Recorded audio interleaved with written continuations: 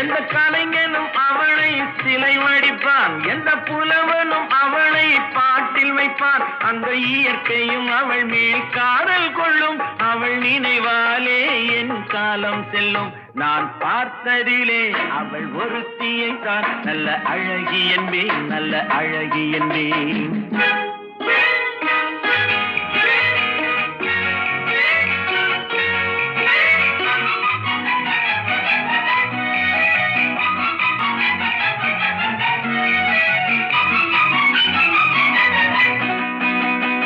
இடையோ இல்லை இருந்தால் முல்லை கொடி போல் மெல்ல வளையும், சின்ன குடை போல் விரியும் இமையும் விழியும் பார்த்தால் ஆசை விளையும்.